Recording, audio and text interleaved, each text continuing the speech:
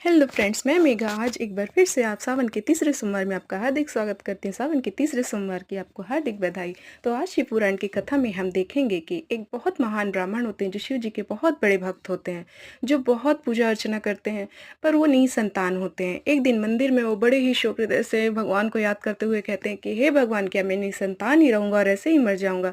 पर शिव जी तो उसकी भक्ति से पहले ही प्रसन्न थे, तो वो उनके सामने प्रकट होते हैं और कहते हैं कि मांगो वत्स, तुम्हें क्या वरदान चाहिए। फिर वो ब्राह्मण जो होते हैं वो कहते हैं कि हे भगवान, मुझे एक बालक का वरदान दीजिए। पर शिवजी जानते हैं कि इनकी किस्मत में कोई भी संतान का सुख नहीं है। शिवजी उन्हें 2 शर्तें रखते हैं, बोलते हैं कि तुम्हें 2 प्रकार की संतानें हो सकती हैं। एक संतान जो 16 वर्षों तक ही जीवित रहेगा और दूसरा संतान कभी भी जिसकी मृत्यु हो जाएगी और जो बहुत महान और बुद्धिमान रहेगा।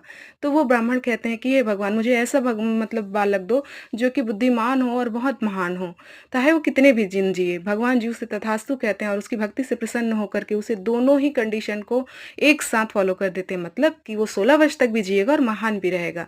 धीरे-धीरे हम देखते हैं कि उनकी जो पत्नी होती है ब्राह्मण की गर्भवती होती है और ऋषि मार्कंडेय नामक एक बालक का जन्म होता है। उनका नाम दोनों पति-पत्नी मिलकर ऋषि मार्कंडेय रखते हैं, जो आगे जाकर के बहुत बड़ा शिव भक्त होता है और शिव जी की भक्ति में बहुत लीन रहता है। धीरे-धीरे वो बड़ा हो जाता है और बहुत महान और बहुत बुद्धिमान होता है। 16 वर्ष की आयु जैसे उसकी पूरी होती है, यमराज तो चल जाते हैं अपने चाबुक उठा करके उनको उठाने, यानी कि उनको अपने साथ लेकर के जाने। मृत्यु का द्वार उनके लिए खुल जाता है 16 वर्ष की आयु में ही। जिस दिन वो भगवान की भक्ति करते रहते हैं, अर्थात शिव जी के शिवलिंग पर बहुत पूजा अर्चना करते रहते हैं, उस दिन यमराज पीछे से आते हैं और खड़े हो जाते हैं और ऋषि मार्कंडेय जो कि पहले से ही बुद्धिमान थे, उन्हें ये आभास हो जाता है कि कोई ना कोई बुरी चीज़ें उनके पास आ रही है जो उन्हें ले जाने आ रही है।